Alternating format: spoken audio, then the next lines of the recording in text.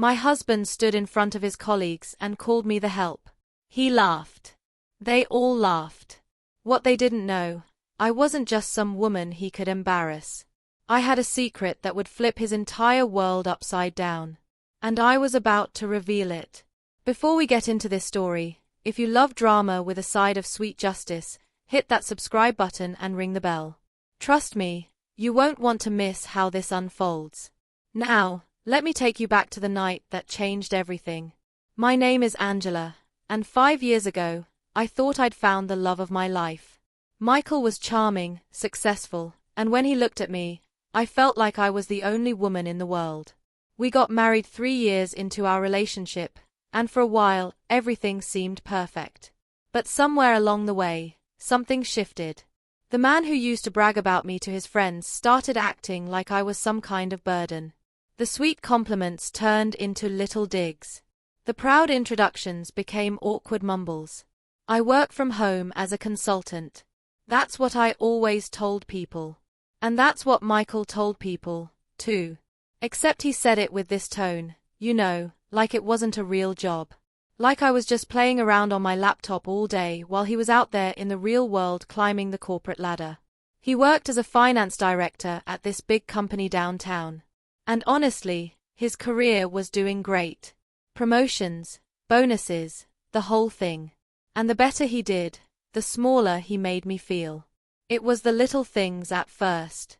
He'd come home and I'd try to tell him about my day, about a client meeting or a project I'd closed, and he'd just nod while scrolling through his phone. "That's nice, babe," he'd say, not even looking up. But when he wanted to talk about his day, I better be sitting there giving him my full attention, acting like he just solved world hunger because he impressed some executive in a meeting. Then came the comments about my appearance. "Are you wearing that?" became a regular question. Or maybe you should hit the gym more, babe. Just to tone up a little. Mind you, there's nothing wrong with my body. I'm a size 12, healthy, and I love myself. But Michael had this image in his head of what a successful man's wife should look like. And I guess I wasn't checking all his boxes anymore. The worst part, I started believing him. Started questioning myself. Maybe I wasn't ambitious enough. Maybe I wasn't polished enough for his world. That's what happens when someone chips away at you bit by bit. You don't even notice you're shrinking until you're half your size. Then came the invitation. Michael's company was throwing their annual gala at this fancy hotel. It was a huge deal because Michael was up for a promotion to vice president. He'd been talking about it for months, and I was genuinely excited for him. I wanted to be there to support him, to celebrate this moment together. So, I went shopping, found this beautiful emerald green dress that hugged me in all the right places, got my hair done, my makeup perfect. I wanted to make him proud. But the night before the party, Michael sat me down with this serious look on his face. "Listen, Angela," he said. "Tomorrow night is really important for me. Like career-defining important, so just don't embarrass me, okay?" I remember staring at him, waiting for him to laugh, to tell me he was joking, but he wasn't. He was dead serious. "What do you mean don't embarrass you?" I asked. He shrugged. "Just be cool. Don't talk too much about your little work thing. These people are high level, I should have known right then. Should have seen the red flags waving right in my face. But I pushed it down, told myself he was just stressed about the promotion, that he didn't mean it the way it sounded. The night of the gala, I felt beautiful walking into that hotel ballroom. The chandeliers were sparkling. There was a live band, tables decorated with white roses and gold everything. It looked like something out of a movie. But the moment we walked in, Michael's whole demeanor changed. He spotted his boss, Mr. Harrison, across the room and immediately let go of my hand. "I'll be right back," he said, and walked off without even introducing me to anyone. So, there I was, standing alone in this room full of strangers, holding a glass of champagne, and trying not to look as awkward as I felt. I made small talk with some of the other wives. They were polite enough, but I could feel them sizing me up. The way their eyes traveled from my hair to my dress to my shoes, the little whispers behind their hands. I caught bits and pieces. That's Michael's wife. I thought she'd be different. Michael spent the first hour of the party working the room without me. Every time I tried to join a conversation he was having, he'd find a way to move on to the next group. When he did introduce me, it was always the same. This is Angela, my wife. Like he was checking off a box, like I was some obligation he had to acknowledge before moving on to more important things. I watched him get drunker as the night went on. His laugh got louder, his gestures bigger. He was showing off, trying so hard to impress his boss and his colleagues. And honestly, it was embarrassing to watch. But what really hurt was how he kept throwing these little comments my way. His coworker Justin made some joke about the old ball and chain, and instead of defending me, Michael laughed and said, "Tell me about it. At least she looks good tonight, right?" I felt my face get hot, felt every woman at that table look away uncomfortably, but I smiled, kept my composure because that's what you do, right? You don't make a scene. You don't embarrass your husband at his big work event. Then came dinner. The servers started bringing out these elaborate plates, and I noticed I wasn't sitting at Michael's table. I was at a table in the back with some other spouses I'd never met. I didn't think much of it at first. Maybe that's just how they arrange things, but then Michael's voice cut across the room. Loud. Too loud. "Hey, can we get some more drinks over here?" I looked up and he was staring right at me, waving me over like I was a server. I walked toward his table, confused, thinking maybe he wanted to introduce me to someone. But when I got there, he didn't stand up, didn't pull out a chair for me. He just looked at me with this smirk on his face and said, "Come on, don't just stand there looking pretty. Make yourself useful." The entire table went silent. I mean, you could hear a pin drop. His colleague's wife, Jennifer, literally gasped. But then someone laughed. A nervous, uncomfortable laugh. And that's all Michael needed. He kept going. "I mean, you're not doing anything else tonight, right? No big career to worry about." More laughter, mostly from the men at the table. Mr. Harrison looked uncomfortable, but said nothing. Just took a sip of his wine and looked away. I stood there feeling like the floor was about to open up and swallow me whole. Every eye in that section of the room was on me. Some people looked horrified, others looked amused.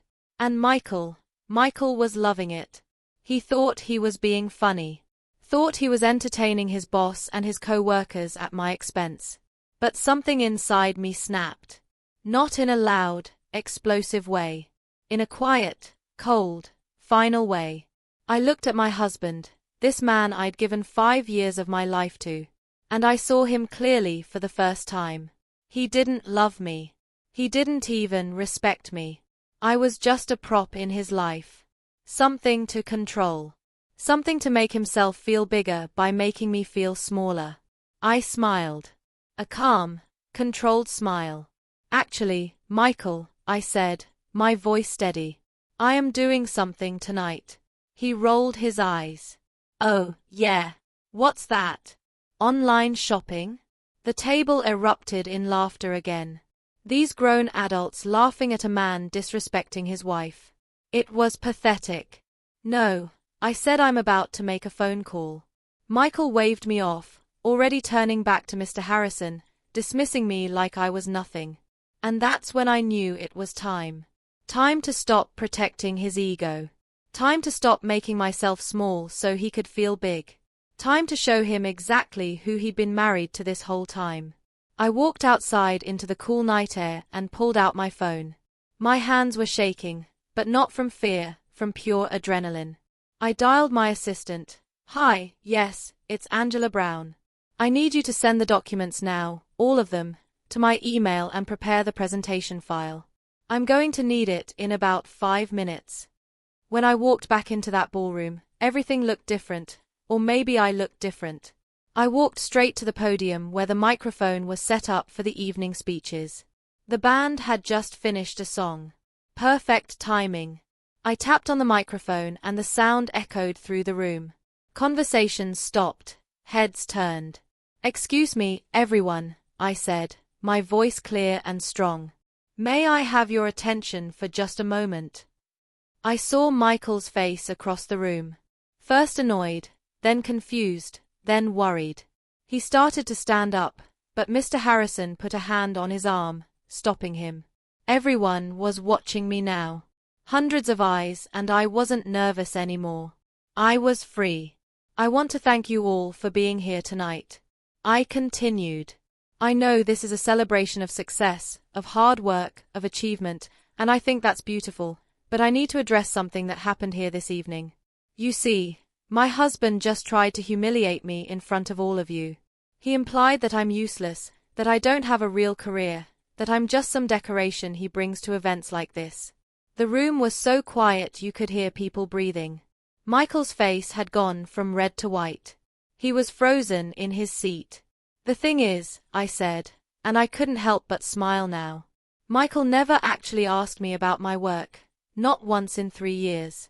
He assumed because I work from home that I'm not successful, that I'm not important. He was so busy climbing his own ladder that he never bothered to look at mine. I pulled out my phone and connected it to the venue's display system. My company logo flashed up on the big screens around the room. Brown Consulting Group. My name is Angela Brown, I said, and I'm the CEO and founder of Brown Consulting Group. We're a $50 million consulting firm specializing in corporate restructuring and financial optimization. We have offices in 6 cities and a client list that includes 15 Fortune 500 companies. I watched Mr. Harrison's face change from confusion to recognition to absolute horror. He knew that name. He'd been trying to get a meeting with Brown Consulting Group for 6 months. Mr. Harrison, I said, looking directly at Michael's boss. I believe you and I have been in negotiations for the past 8 weeks. You've been very eager to partner with my firm. We've had 3 video conferences, several email exchanges.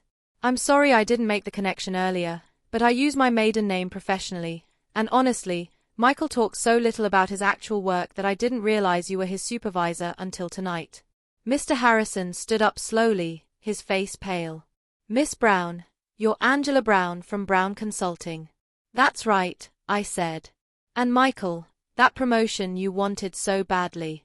Part of the reason Mr. Harrison was considering you was because our firms were discussing a potential partnership. A partnership worth about $12 million in the first year alone. I say we're discussing because, well, I think you can guess where this is going. Michael finally found his voice. Angela, what are you? I'm done, Michael. I said, cutting him off. I'm done being small for you. I'm done pretending my success doesn't matter so yours can shine brighter. I'm done being disrespected and dismissed and treated like I'm lucky to be here. You spent years making me feel like I wasn't enough when the truth is you were never enough for me. I turned back to the crowd. I came here tonight to support my husband, to celebrate with him. Instead, he tried to humiliate me because that's what makes him feel powerful, making others feel small. Well, I'm not small. I never was. He just needed me to be so he could feel like a big man.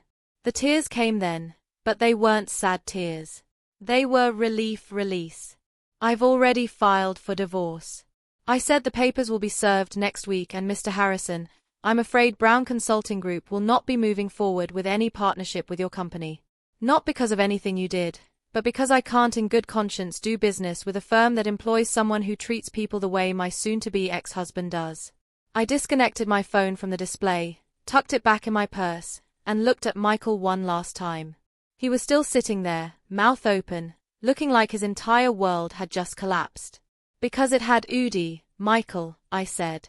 Then I walked out of that ballroom with my head high, my shoulders back, and my dignity fully intact. Behind me, I heard the explosion of voices, shocked conversations, Mr. Harrison calling after me.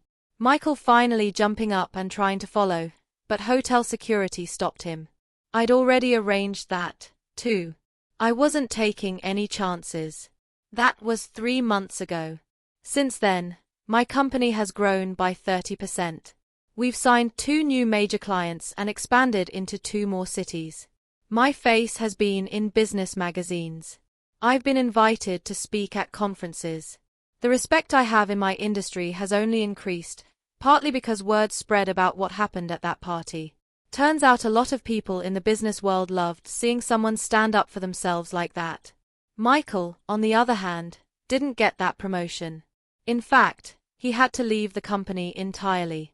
Mr. Harrison couldn't keep him after what happened. The story spread through their industry, and Michael's reputation took a hit. He'll probably never recover from. He's tried to apologize, sent flowers, left voicemails, but I've blocked him on everything. Some doors once closed need to stay closed. I didn't reveal my success that night to brag. I didn't do it for revenge. Not really. I did it because I was done. Done being dimmed. Done being disrespected. Done letting someone else define my worth. And honestly, it felt amazing. Sometimes people try to make you small because they're intimidated by your light. Michael never saw me. He saw what he wanted to see, someone beneath him. But I didn't need his validation. I never did. And when he tried to humiliate me, I simply showed him the truth. The truth he was too blind to see all along. If this story gave you that sweet taste of justice, smash that like button and drop a comment telling me what you would have done in Angela's shoes. Should she have revealed her secret sooner, or was her timing absolutely perfect? Subscribe for more stories where karma comes through in the most satisfying ways. Remember, queens don't compete with anyone but themselves.